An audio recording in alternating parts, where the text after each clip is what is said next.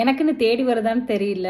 Actually இன்றைக்கி வந்து நான் ஆஃபீஸ் போயிட்டுருக்கிறப்போ ஒரு பிரிட்ஜு கீழே க்ராஸ் பண்ணி போவேன். அந்த பிரிட்ஜிலேருந்து ஒரு கூடு கட்டி இருந்துருக்குது. அந்த கூட்டிலேருந்து கீழே விழுந்து ஒரு இருக்காளே இவனான்னு தெரில, ஃபுல்லாக ஒரே டான்ஸ் பர்ஃபார்மன்ஸு, ஃபுல்லாக வண்டி கீழெல்லாம் எஸ்கேப்பாக எல்லாம் நின்று போயிட்டு இருந்தாங்க. கடைசியில் மனசு கேட்கல, தூக்கி கொண்டு வந்து என்னோடய பம்ப் பேக் இருந்துச்சு இதில் போட்டு ஆஃபீஸ்க்கு எடுத்துகிட்டு போயிட்டேன். அங்கே போய் ஒரு அட்டைப்பெட்டிலாம் போட்டு என்னென்னமோ கொடுத்து பார்த்தேன், எதுவுமே இதாகலை. அப்புறம் கடைசியில் ஈவினிங் வீட்டுக்கு வந்து டாக்டர்கிட்ட போய் ஒரு சப்ளிமெண்ட்டை வாங்கிட்டு மேடம் சீக்கிரம் பறக்கணுன்றதுக்காக ஃபுட்டு வாங்கிட்டு வந்து கொடுத்துட்ருக்குறேன்.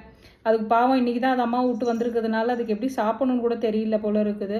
கொஞ்சம் லைட்டாக ஃபோர்ஸ் ஃபீட் தான் பண்ணுறேன், ஏன்னா பகலில் ஒன்றுமே சாப்பிடல. பறக்க ஆரம்பிக்கலை, தத்தி நடப்பாங்க. இன்னும் சரியாக நடக்க கூட தெரியல.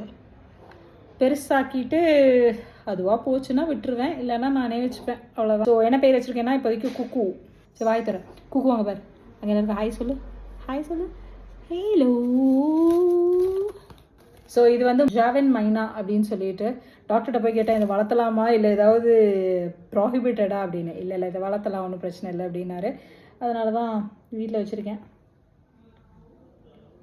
உங்களுக்கு இதை வந்து நல்லா வளர்த்துறதுக்கு ஏதாவது டிப்ஸ் தெரிஞ்சால் தயவு கூர்ந்து சொல்லவும்.